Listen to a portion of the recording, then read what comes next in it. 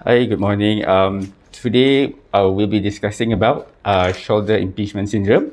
So shoulder impingement, the most commonly in general population is the subacromial impingement. So I will be focusing more on the subacromial impingement.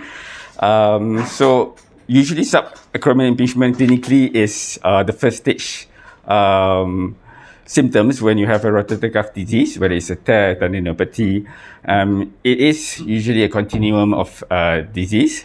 So it could be implicated by the partial to full thickness tear of the rotator cuff, massive rotator cuff tear following arthropathy can also cause massive rotator cuff arthropathy can also cause the impingement. Incidence of impingement syndrome, usually subacromial impingement is the most common cause of shoulder pain. You can also have subcoracoid syndrome, for example, but subacromial impingement accounts for about 60% of the impingement syndrome. Pathophysiology, subacromial impingement is thought to be the combination of extrinsic and also intrinsic causes. The extrinsic compression, usually because of the compression of the rotator cuff between the humeral head and the anterior acromion, or can also be between the humeral head and the coracoacromial ligaments, and also between the humeral head and the acromioclavicular joint. Intrinsic degeneration is thought to be the cause of the supraspinatus, whereby it's the attrition of the supraspinatus leads to the inability to balance the humeral head and the glenoid, causing the superior migration and narrowing of the subacromial space. Right. So it is also thought to be due to inflammatory process, whereby the inflammation of the subacromial bursa due to the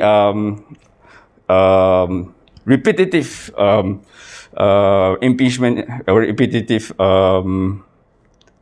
micro tears between the micro tears of the supraspinatus muscles because of the repetitive overhead movements. Okay. The associated conditions that could cause the impingement is because of the shape of the acromion itself. Right? So you could have flat shape, hook shape, or curve shape of the acromion, but usually the impingement mainly caused by the hook and also the curve shape of the acromion. Also, you could have os acromiale, whereby it's a extra bony process of the acromion. Also, you could also have instability, shoulder instability, mainly the glenohumeral joint instability, that also could lead to shoulder impingement. All right, so for shoulder impingement, there is classification of shoulder impingement by Bigliani. This classification of acromion probably based on the supraspinatus outlet view. There's a type 1, type 2, and type 3. Type 1, the acromion is flat. Type 2, the curve, and type 3 is the hook, basically. So the presentation of shoulder impingement, mainly the subacromial syndrome, is usually the pain is insidious in onset. It's exacerbated by overhead activities and lifting objects away from the body, and also patients could appear to have night pains, but usually the night pains are a poor indicator of successful non-operative management. So physical examination, usually the strength is normal because the issue here is the impingement rather than the muscle loss. But the chronic shoulder impingement can also lead to the shoulder muscle strength to be decreasing because of the atrophic muscles of the shoulders. So physical examination, we get the specific one is impingement test.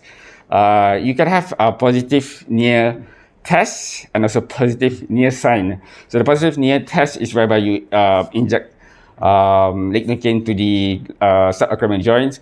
So if the pain is still present after the passive flexion of the glenohumeral joint, then it usually indicates that it's a impingement syndrome. Positive near impingement test, if a subacromial injection, positive near test is where you passively, positive near sign is where you passively adducted the shoulder joints, and the pain will be, the positive pain will be at an angle of 60 to 120. And then also you have positive Hawking test, and also painful arc test. The painful arc test whereby you actively ask the patient to abduct the shoulders, and the pain will be at 60 to 120 degrees.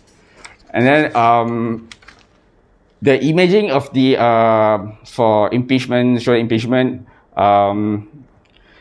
usually it's clinical is more important, but recommended views of X-ray is the true AP of the shoulder.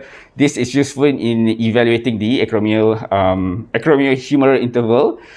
So there's a distance between the acromion and the humerus. It's usually normally it's about 7 to 14 millimeters. And then you can also do supraspinatus out of view. Is usually useful in defining the acromial pathology. You know, you have the flat curve and the hook acromion. So the most common radiographic findings associated with impingement is the proximal migration of the humerus, as seen usually in the rotator cuff tear arthropathy. And then you can also find some traction osteophytes in glenohumeral OA, and then also the calcification of the coracoacromial ligaments, and also the os acromiale, best seen on the axillary view. So what's the treatment of the impingement syndrome? The first line of syndrome is non-operative. So physical therapy, oral inflammatory medication, and we can also opt for subacromial injections. The indication is the first line, and this is to be without rotator cuff tear. So for the physical therapy, usually we focus on aggressive rotator cuff strengthening and periscapular stabilizing exercises. It is an integrated rehabilitation program. It is indicated in the presence of scapular dyskinesia. So if there's a scapular dyskinesia, it's we have to focus more on the periscapular exercises. And studies have shown PRP could relieve the symptoms, but most recent meta-analysis showing that the insufficient evidence to support this for now. If patients fail to improve after 3 to 6 months of aggressive rehabilitation exercise therapy, usually we can opt for operative measures.